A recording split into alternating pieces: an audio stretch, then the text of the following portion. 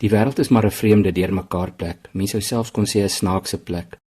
Maar dalk is die beste woord om die wêreld te beskryf, dat dit 'n weird plek is. En is die mensdom nie 'n vreemde spesies nie? Die mens is na die beeld van God geskape. In Genesis 1 vers 26 lees ons dat God gesê het, laat ons mense maak na ons beeld, as ons afbeelding, sodat hulle kan heers oor die aarde, oor die skepping.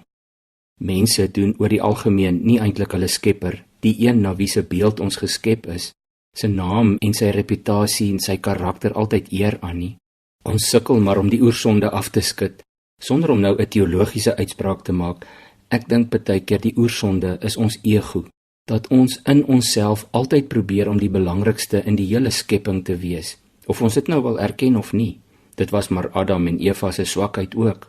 Hulle wou soos God wees, hulle wou self God wees.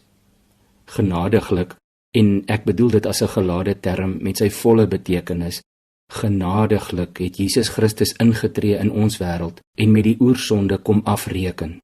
Nou moet ons nog steeds net met ons eie ego deel, maar ons kry hulp van die Heilige Gees om, soos Johannes die Doper gesê het, te kan bely, ek moet minder word en Jesus meer. Neem nou maar byvoorbeeld die mense se vreemde optrede daar in die eerste paar paragrawe van Markus 5. Jesus kom by 'n dorp aan met die naam Gerasa, ongeveer 50 km suidoos van die see van Galilea, en daar was 'n besetene wat homself legio of letterlik legioen genoem het, want hy was vol van baie onrein geeste. Gaan lees maar self hoe swaar die man gekry het en hoe sy optrede ook die mense in die omgewing ontstel het. Maar Jesus bevry hom en hy stuur die geeste in 'n trop van ongeveer 2000 varke in, wat toe in die see inhardloop en verdrink. Dan lees ons van vers 15 af, die mense kom toe by Jesus en sien die besetene daar sit, die een wat die legioen in hom gehad het, met klere aan en by sy volle verstand, en hulle het bang geword. Diegene wat dit gesien het, het vir hulle vertel wat met die besetene en ook met die varke gebeur het.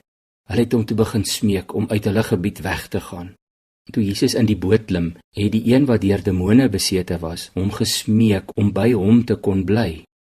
Hy het hom nie toegelaat nie, maar vir hom gesê, gaan na jou huis, na jou mense, en vertel hulle alles wat die Here vir jou gedoen het, en dat hy medelee aan jou betoon het. Die man het toe weggegaan en begin om alles wat Jesus vir hom gedoen het in Decapolis bekend te maak, en almal was verbaas daaroor. Verstaan jy nou hoekom ek sê mense is weird? Jesus het die man genees, dit is tog fantasties vir hom en vir hulle. Die bose geeste is nou in die see, waar bose geeste volgens die geloof van daardie tyd gehoord het. En dit kan ook heenwys na Jesus se mag om die bose terug te stuur na waar hy hoort. Die trop varke is daarmee heen, maar op daardie stadium was varke vir Jode onrein diere.